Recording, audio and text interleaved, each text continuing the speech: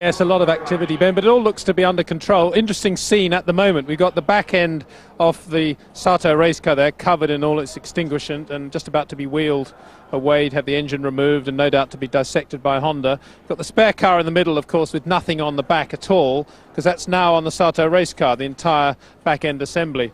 So a very neat package there. Not the first time the Jordan Honda boys have had to do this sort of operation. But as I say, everything looking more or less under control. Obviously some time to go yet. But be interesting to see if they get him out in this session or not. Well, let's hope he does. Keeps his Japanese fans happy as the team continues to work hard down there, and no doubt Toyota in a similar situation, trying to get Alan McNish's car ready for this second part. I think the most important thing in this Jordan engine change is that everybody takes that little bit of extra time, even if they have to sacrifice time on the track, to guarantee that they get every last little grain of that extinguishment away from the rear end of the car. It is awful stuff, and I mean, I know on occasions when it has gotten into throttle slides, when teams have tried to do quick changes, it can cause a major problem on a throttle slide or on the butterfly in the case of the modern engine. So just take that little bit of extra time, and it may be time that is actually well spent. Takuma Sato no doubt wound up like a clock, and his desire to get out on track and show what he's capable of, and well, he did a good job so far. He was 12th quickest, 3 places behind his much more experienced teammate, and he's all set to give it maximum attack when it comes to the 1 hour of qualifying, which is going to occur in an hour or 2 3/4 hours from now. So nobody rushing out at the start of the second part of free practice here this morning. Everybody biding their time. Montoya helmet on, getting into the car, but no one venturing forth just yet. It will be pretty busy, I think, later on in this session. We saw Alex Young sitting in the Minardi pit a moment ago. I'm sure he's one of those 19 drivers that Paul Stoddart was talking about. But I think it's also fairly likely we might see somebody else in that Minardi next year. Might well be the last Grand Prix for Alex Young. Maybe forever, maybe just for the while. We'll have to wait and see on that one. Montoya, however, trying to put what has turned out to be a little bit of a disappointing season behind him. There were high hopes at the beginning of the year that Williams would challenge Ferrari throughout, but as we have come to see, the Ferrari has been a step ahead of everybody else, and Montoya has not been able to take a single Grand Prix victory during the 2002 season. I don't think anybody going through the off-season last year would have thought that Montoya would come away without a single win. Well, I think people were looking, and I know certainly I did, to Montoya taking the battle to the World Championship to Michael Schumacher in a much more effective way, but clearly Williams were very conservative in their approach to the design of this chassis, and really not being as adventurous in reflection as BMW have been with their engine. And it's because of that I think that there's been discussion, certainly again in the media, that BMW are offering assistance to the Williams team. Now, simply they are engine suppliers, but they've maybe got expertise in areas which would help Williams accelerate development and progress of the chassis, particularly on the aerodynamic side. Interesting partnership, and one that's being suggested might be further cemented in the longer term. On track already, Mika Salo leading them out, but notice that Alan McNish is out, so Toyota have done well. They've managed to get Alan out for the entire 45-minute session, so at least he can try and make up for the engine failure. He only did 5 laps earlier on, but now hopefully they can get some decent work done. Both Toyotas on circuit early in the session. Yes, very good job by the Toyota engineers to be able to get an engine change. Of course, they had the advantage of not having to clean around the back of the car. There was an engine failure that didn't actually erupt, but the engineers were able to get McNish, who was fortunately close enough to the pit lane to come in before they had one of those volcanic eruptions that we have seen from Honda all too frequently in the last few races.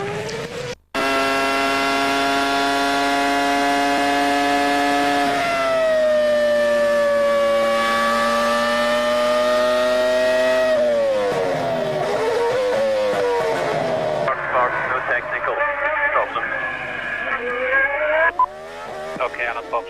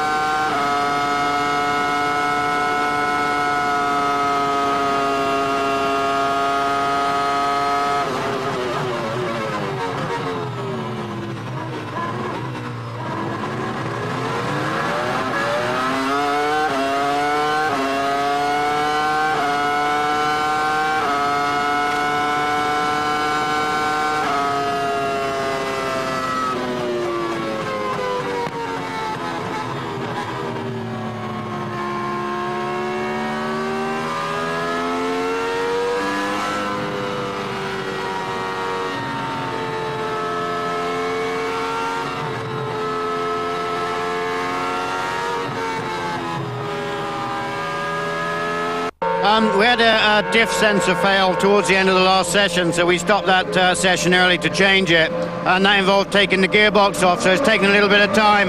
But looking at it, I mean, it's down on the ground now. I'd say about another 10 minutes. Thank you very much. Well done. So nothing too major in terms of problems for Irvine. He will be back out on circuit fairly soon. BAR of Olivier Panis trying to improve, has just set a slightly faster first sector time. Yes, and that first sector time is pretty close to that Fisichella did in that first sector. Now we know that the BAR and the Jordan are fairly evenly matched in the first sector, but the B in the more critical second sector, and in fact Panis has dropped way out at a 47.4s against a 41, which is what the competition is doing.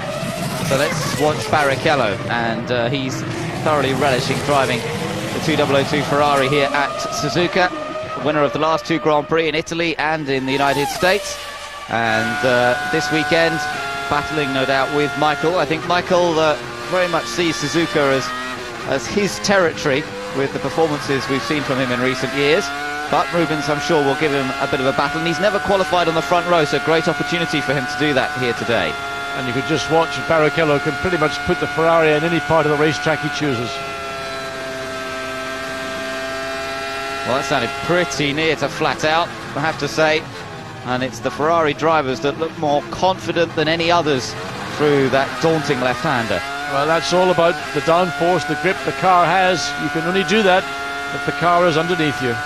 So 34.040, no improvement in time for him. He did a 33.6 earlier on, but again, they're running on tyres that have already done a few laps. Now let's take a look at what happened to Olivier Panis just a moment ago. We're just looking at some of the slow motion action really here as he came through the chicane. This is where the super slow-mo camera is mounted this weekend, so we'll see plenty of curb hopping going on over there.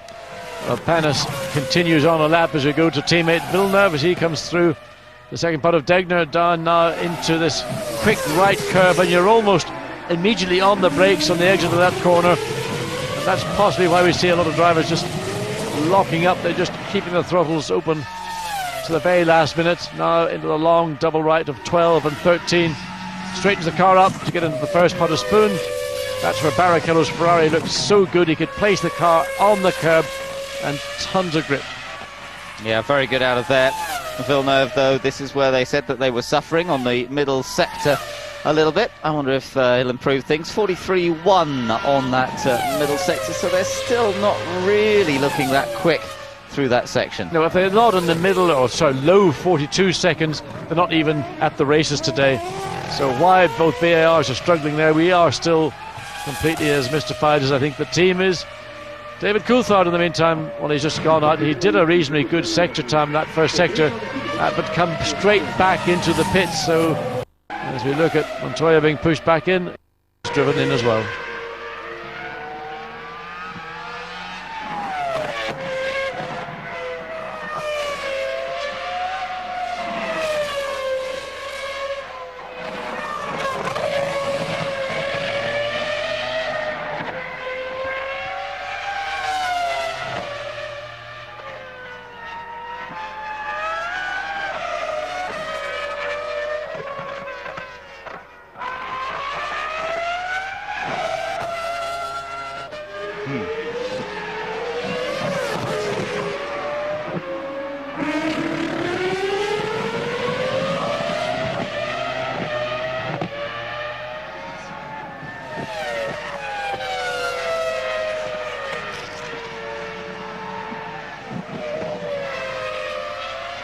So, pretty detailed discussion going on about changing the anti-roll bar settings on the car, John, and trying to get the car to handle up through those S-curves. That's what he was talking about there. Yes, he was talking about going through turn 6 particular, which is essentially the last of the S's.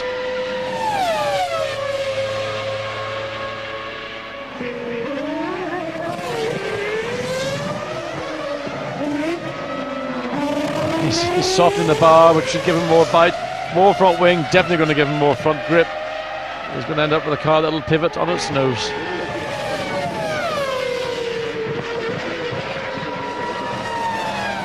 So,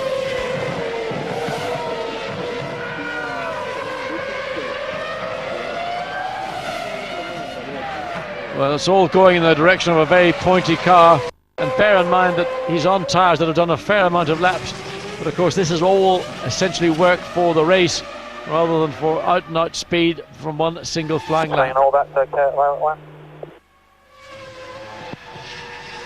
All the no bottoming at all, yeah.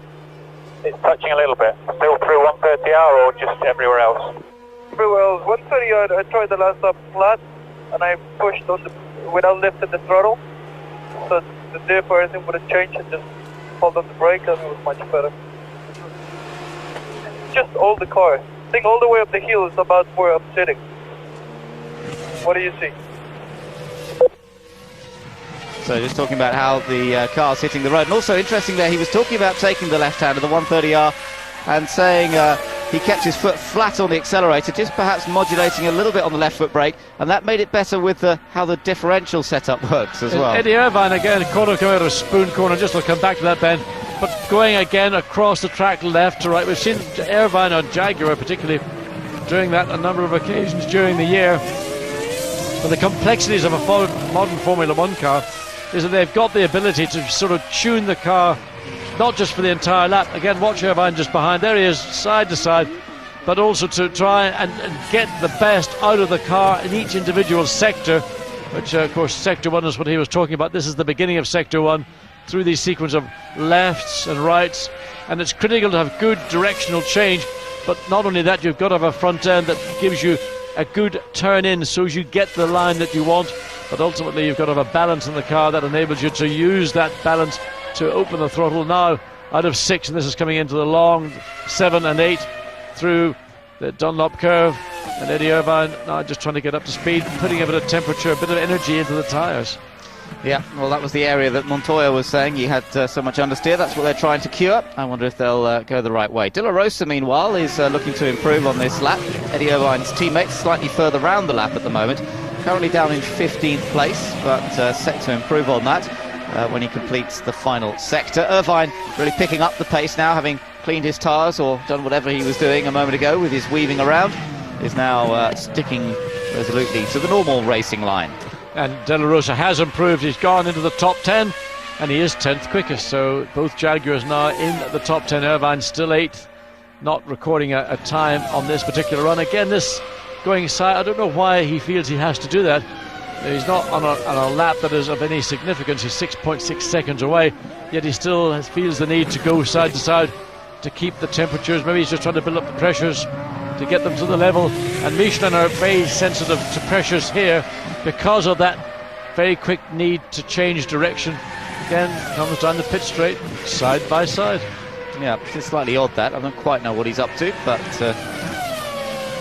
maybe just playing around with the steering effort. Nicky Lauda's looking intense, so it's good to Steiner behind, and they're all studying the monitors thinking, well, what is he up to here? Or maybe they know what he's up to, but they're trying to analyse the pictures of the car. Meanwhile, Montoya's made those setup changes. They've changed front anti-roll bar, rear anti-roll bar, added some front wing, according to what we heard on the pits radio there. So we'll maybe get a chance to see whether he feels it's any better. They've got some work to do because the Ferraris, once again here at Suzuka, pretty much as we expected. The car is such a superb car, and this track will show that up probably better than most circuits. And they're 1 and 2 at the moment. Ralf Schumacher ahead of Coulthard 3rd and 4th. Raikkonen 5th, remember, we're looking at him now. Montoya 6th, Trulli 7th, Irvine, Fisichella and De La Rosa complete the top 10. So again, Raikkonen, he really does use that curb and goes right to the far end of the curb. And this is not a... Oh, there's Pele. Well, football fan Pele here in Japan to see the final round. And, well, he's been to a Grand Prix in the past. Turns up here for the Japanese Grand Prix. Yep, it's the last race of the season, and a bit of a motorsport fan. It's good to see him in Japan making the most of this opportunity. So just 26 and 3/4 minutes to go in this 45-minute session. We will see them beginning to really pick up the pace soon, as Montoya experimenting now with the car, with its revisions that have been made. Now picking up the pace. Of course, he's on an out lap at the moment, and then he'll go on to his first flying lap. So I'll just be interested to see how this car reacts from a visual point of view, let alone what Juan Pablo's comments may be. And everything was done to put more bite into the front of the car to help him through, particularly turns 6. That was the final part of the S's. He just said the front washes away, no front end grip whatsoever. Well, they've given them tons of front end grip by the changes that they've made, and let's see whether it responds.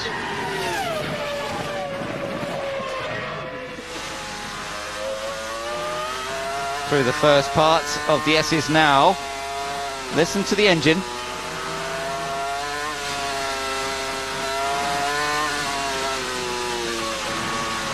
Whoa, well, he got some oversteer there, John. Well, I'm not surprised. He got it, and he's going to get more of it, I suspect. Oh, he's off. Well, there you go. Thank you very much, Juan Pablo. You've just confirmed what I suspected, that, you know, well, at least the chassis responds to changes. I mean, there are some racing cars. Really went up. It's definitely better. Really sticking out a little bit. Fantastic. Look at it, talking about dirt tracking it.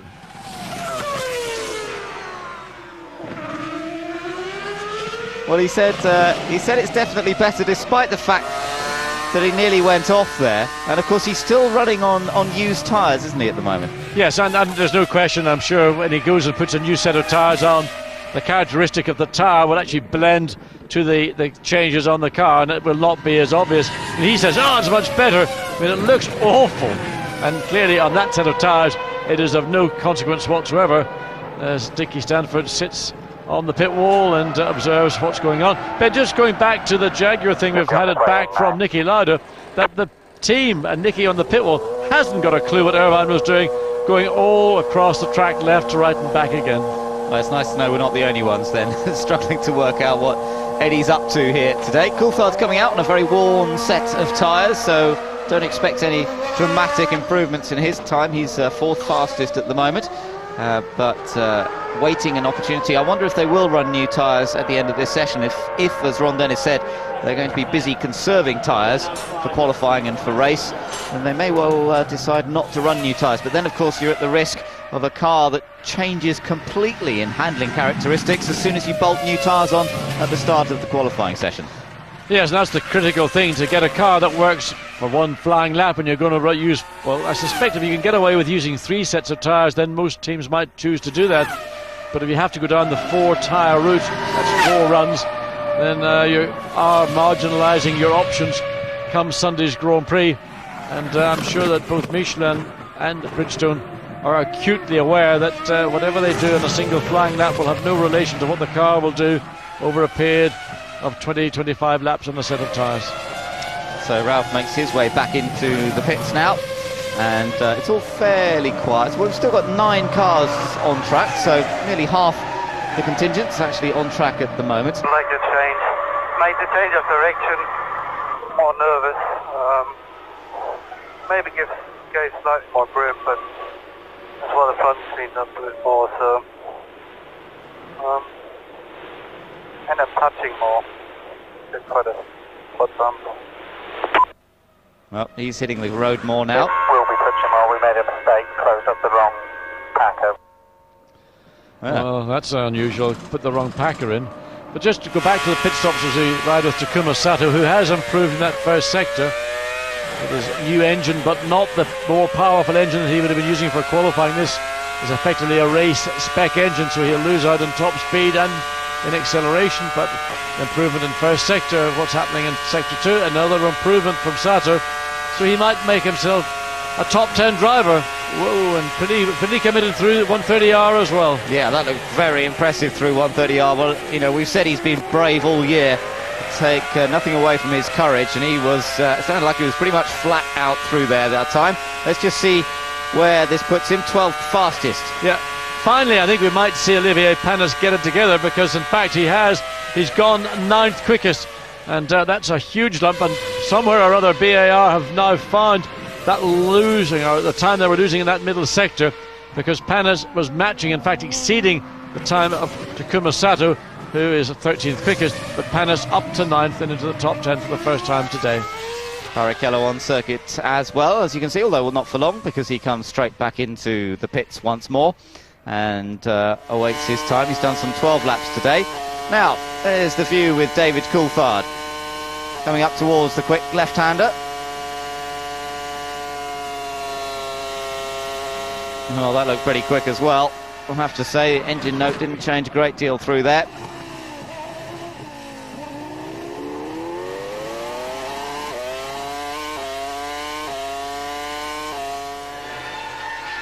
And let's just see what the time is. We saw the tyres were pretty worn when he drove out of the garage, so no great surprise that he's not as fast as he was earlier.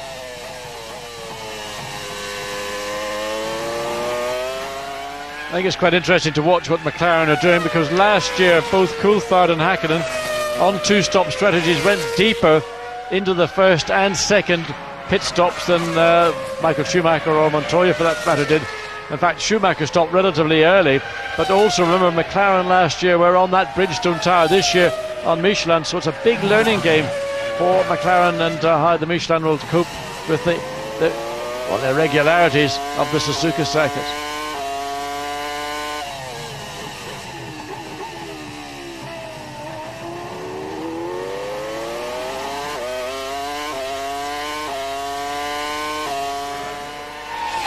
Total concentration and focus required here at Suzuka. There's very little chance to really relax anywhere. Just a touch of oversteer. They had to correct it as he came through the first pot of spoon. And again, the car, you can see it just moving around as it comes to the exit of the second pot of spoon. So this set of tyres clearly well past the sell-by date, but probably not much different to the condition they would be running in tomorrow's 53-lap Grand Prix. So here he comes up towards the chicane to complete another lap, and we've watched him all the way round. Again, don't expect the time to be anything very dramatic, and let's just see what it is. It's a 35.6, so consistent times being set by him on these used tyres. Oh, we've got Panis pulling off to the side of the track. Yes, Panis having just gone into the top 10, and now he's pulled off, and we don't know whether that's a mechanical failure. You'd have to think that it was, though. We saw Panis stop yesterday at this part of, well, this is actually just after the crossover or cross under, depending where you are. But he actually hit the kill switch after Villeneuve's incident. This time I think it's probably something more than that. Yes, I can't imagine that he's repeated that mistake. He was pretty embarrassed about it yesterday. But that's a bit of a concern, I have to say, for the BAR Honda team. Just when it looked as though they were making some progress, and suddenly the middle sector times were improving. Now Panis has pulled off. It's been a tough weekend for them so far. Villeneuve's accident yesterday, Panis's self-enforced absence from much of that first session after hitting the kill button. So it's really proving to be a bit of a tough time, and Honda may not get the result that they would like from BAR this weekend. I suppose Jordan might be able to rub their hands together and say, well, we've got an opportunity. But for David Richards and Jeffrey Willis alongside him, this is proving to be a bit of a tough time. So they're going to witch that car out of the way, and Panis will just have to sit on the sidelines and watch the final 18 minutes of this session. Yeah, and Panis is right on the meat and two veg of this session. In fact, if qualifying follows the form we're seeing now, between 8th and I think it's 13th, there's about a tenth of a second covering those cars. And if you blink, not to forget about a blink, it's even shorter than a blink, you're going to be outside or inside the top 10. Michael makes his way down pit lane, and just coming back in again once more. He's fastest in this session overall, remember, from earlier on a 1:32.978.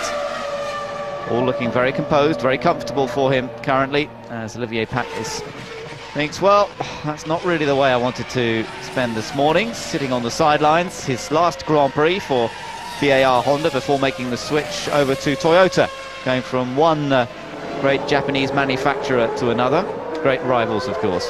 And he will be making the move to Toyota for next year, and we're still to find out. We thought Toyota might give us a clue as to who will be lining up alongside him. Everyone still thinks it's going to be Cristiano De Mata from Champ Cars in the United States, but still no announcement has been made about it. Ove Anderson said, well, I can't tell you anything because there's no deal done yet.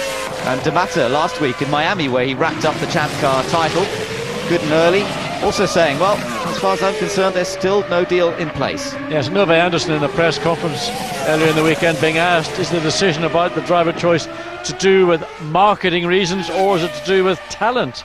And the response was, well, ultimately the decision will be made in Tokyo, and whatever their judgments are will be the decision-making process. So we still wait to see what happens there. Meanwhile, De La Rosa, who spent much of his formative career racing here in Japan, a champion in the Formula 3000 series that is run throughout the season. Ralph Furman Jr. is here at Suzuka this weekend. Saw him briefly in the paddock on our coverage earlier on, and he's had a good season actually this year, I'm glad to say. Ralph's been racing in Japan for a couple of years now, former British Formula 3 champion, and has had a very, very good season in 2002. Yes, but in a sense, Ralph, rather missing the boat. He's been out here now, 3 years, maybe longer, and winning races in that Formula Nippon Championship. And, it is, to some degree, I shouldn't say it's a graveyard for drivers, because many fine drivers, Eddie Irvine, De La Rosa, Mika Salo, have all come out of Japanese Formula 3000, but not very many in the recent days, and Ralph Furman, I believe, has been rather overlooked, and I'm sure could contribute a great deal to teams, for example, like Minardi as an example. Now, I believe we can speak to David Richards. Good morning, David. Can you tell us exactly what the problem is for Olivier? Well, I can't tell you exactly what the problem is, only that what he's reported over the radio. He just said in turn 6 he felt something break, and I don't know, it could have been a drive shaft. Did something on the transmission side. The engine was still running when he put it into neutral, so it's input shaft, drive shaft, main shaft, something there. You guys having a bit of a tough time this weekend, aren't you? Yeah, I thought it couldn't get worse after yesterday, but it seems to be going downhill even further. Now we've got to pull something out the box now. When we spoke to you earlier on today, and you were talking about that mid-sector not working out. First part of Degner corner was half a second down in that sector. It's a personal best in this session, nonetheless, for Juan Pablo. So now in the middle sector of the course, and very quick, very late onto the brakes into the first part of Spoon. Again, a big fistful of lock gets the car. The attitude turns nicely. Now I look to see if there's a further improvement in the second sector. Not just an improvement, he's actually fastest of all that we've seen over the 2 days of running now in that second sector. So just that little bit of traffic ahead of him, that is a big, big disappointment for Montoya, and he's going to lose a bunch of time. Yeah, it's Mark Webber who is just ahead of him in the Minardi. Not a lot he could do. He's going on to a lap himself, but Montoya does go second fastest. It's a 1:33.5. He's, as you can see, just over half a second off the pace that Michael Schumacher set earlier on in this session. And I reckon, just looking at the timing screen, and that's on button 5, he would have lost about 0.2 of a second due to Mark Webber's location on the circuit. So now Jenson Button we're keeping an eye on as well. Jenson is currently way down in 16th position. This is not a particularly quick lap coming up from Jenson Button. They're also protecting their tyre a little bit, I should think, not using too many. Mark Webber, meanwhile, on a lap that is improving. So as we thought, he couldn't really get out of the way of Montoya because he was just beginning a quick lap himself. Yeah, and that's just, I mean, they call it Sod's Law. It's one of the factors that you have to contend with, that Mark Webber legitimately preparing for a lap. He was not required to get out of the way of Montoya. That only will occur in the Grand Prix itself. But drivers require cooperation from one and another. Juan Pablo's had a fairly rough deal first with Michael Schumacher, and he'll probably feel that he could have gone, in fact I'm convinced he would have gone about 0.2 of a second quicker, but still that would have left him 0.4 away from Michael Schumacher, as Felipe Massa improves. Does a stunning job, I have to say, on a 1:34.743 to go to 7th quickest. Ralf Schumacher getting around Villeneuve before going into 1:30. That's a bit tricky because he goes offline onto the dusty bit, but it didn't seem to slow him down. Look, a good to lap this from Ralf, only 3.5 tenths down on the overall fastest at the second checkpoint. This could demote Montoya down to 3rd. This could put Ralf up to 2nd, but Raikkonen's on a quick lap as well. They're all beginning to show now. Yes, 2nd fastest for Ralf Schumacher, but keep an eye out for Kimi Raikkonen. Here he comes, he's on a good lap. Yes, he is. A very strong first sector, fastest of all in sector 2. So Raikkonen once again showing the pace that we saw on Friday. Raikkonen goes 3rd quickest on a 33.290. So good effort that from Raikkonen. It's now Michael Schumacher, Ralf Schumacher, Kimi Raikkonen and Juan Pablo Montoya. Montoya is pushed back into the pit garage. In sector 2, sector 1 is where our biggest problem is, and you're a couple of tenths off. Ralph went purple, sector 3 just then, just a couple of tenths quicker. We're going to fit. So the work continues as Barrichello now on track.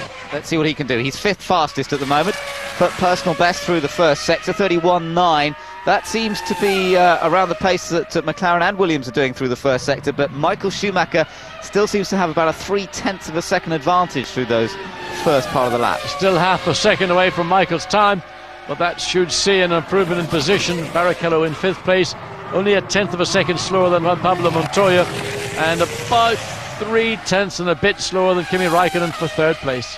So Barrichello exits down to across the line and is, well, he stays in 5th place, losing a little bit on the last part of the lap there. So Barrichello remains 5th, behind Montoya, ahead of Coulthard. Yeah, he's going to be a lot more committed than that on new tyres in qualifying.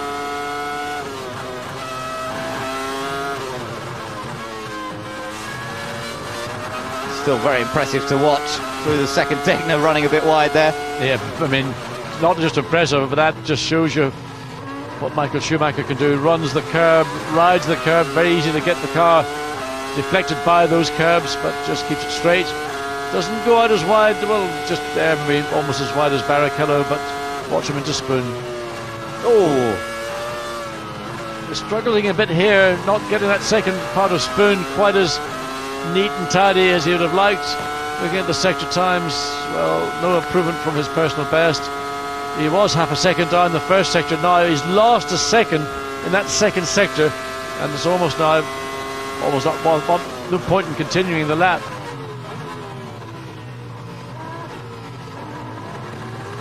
It's a great lap to watch, and we've been riding with the world champion, enjoying him at work, but on a used set of tyres, and the time is only a 1:35.155. And it's interesting to note that not too much difference between the Ferrari on used tyres and the McLaren on used tyres, because Coulthard was doing similar sort of pace a little while ago on tyres that we'd seen, had definitely done some laps, so that's quite encouraging. And race pace maybe not too different. Nick Heidfeld now joins Felipe Massa, 7th and 8th. Heidfeld just one. Oh my, that's what we saw Michael do, ride the curb, and really you couldn't have got it any further, otherwise he would have been in trouble. And that's what Michael can do. He can just take the car to that fraction of a millimetre. That's how you can ever be measured. So Heidfeld just to go back to the Sauber team, finding the pace that they clearly did not have on Friday. They were comfortable with their Friday positions, and they're pretty comfortable right now in 7th and 8th positions. We're awaiting David Coulthard to come on circuit, and he's all set to go. Gets the signal, engine fired up. Now let's take a look at the tyres here. When the tyre blankets come off, yes, it is a new set of tyres. So McLaren Mercedes will give us a much clearer indication of their potential for qualifying here this afternoon. Well, remember that pole time last year, 1:32.484, and that's the benchmark time that we want to look to see as Eddie Irvine. He improves first and second sectors, just a second off. Look for a good exit, look for a good bite from the Michelin tyre. Irvine just outside the top 10 and 11th, and goes up to 7th quickest. Yeah, so that puts him ahead of Felipe Massa. That's a good effort. Just behind now the normal 3 teams, if you like, Ferrari, McLaren and Williams, but then Jaguar best of the rest on that lap.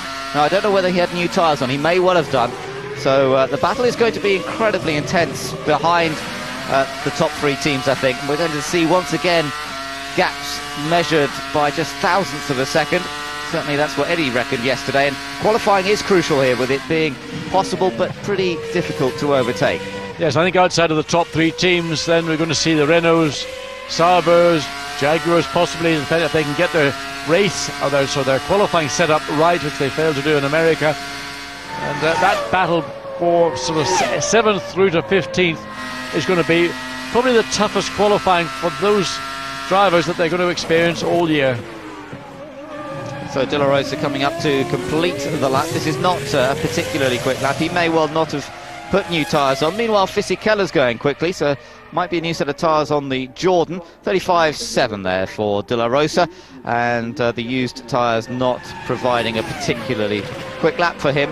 But 1 or 2 quick laps, I think, still to be seen in the remaining 5.5 minutes of this session. Nick Heidfeld wants to be out there, so they're putting a new set of tyres on for him. Meanwhile, we'll keep an eye on Coulthard's progress. Here is Fisichella then. Good first sector. Let's see whether the second sector maintains that momentum. And remember, the Jordan, as do the BARs, have got that even further improved Honda engine. The engine they're going to use for the race is in fact the engine they used to qualify with in the US. And the personal best now in second sector as well. So this is going to move him up the order into the top 10 possibly. Yeah, just watching the way he came through the 130R. Big effort here from Giancarlo Fisichella to try and drag his Jordan into the top 10. Well, it's going to be very tight indeed. I don't know if he's going to do it. He does. 9th. Good effort. Coulthard's just gone through the first sector. A little disappointing though, his first sector time, 32.1. We would expect him to be in the 31, especially on a new set of tyres. So I'm a little disappointed that he couldn't get more. I don't know whether there was any traffic around. He's reasonably clear at the moment. De La Rosa will be the next car ahead, but he's quite a long way ahead, well out of Spoon Curve as Coulthard goes into it.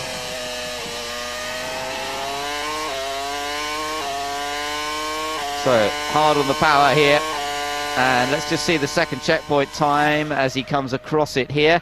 It is, well, as you see, nearly 7/10 of a second slower than Michael Schumacher's time from earlier on, and I'm sure that Michael's capable of much quicker at this later stage. Good exit out of the 130R. Hop, skip and a jump through the chicane. Coulthard's best, a 34.540. He will want to improve on that.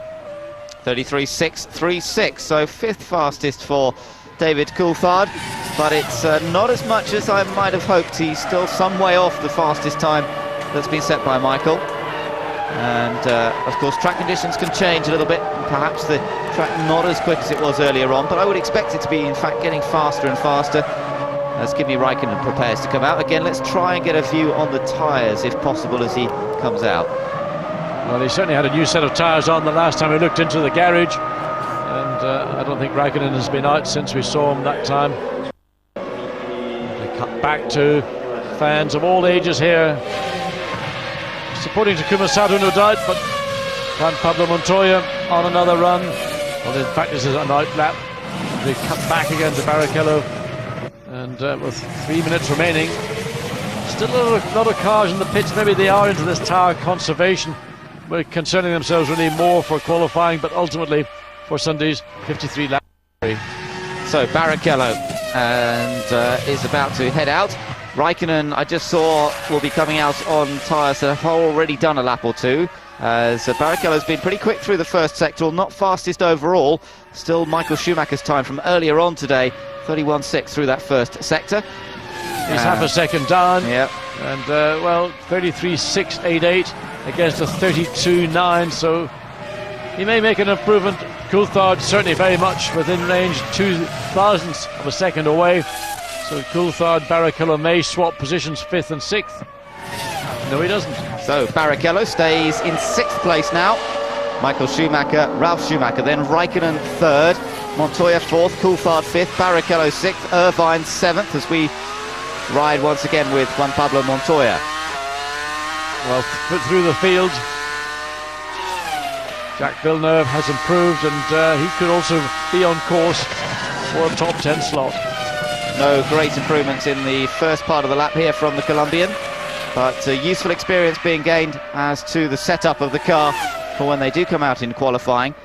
And as he heads, now we've got yellows out for Mark Webber, has pulled over to the side of the track. Yes, just after Degner too, the same part of the track that we saw Olivier Panis stopping.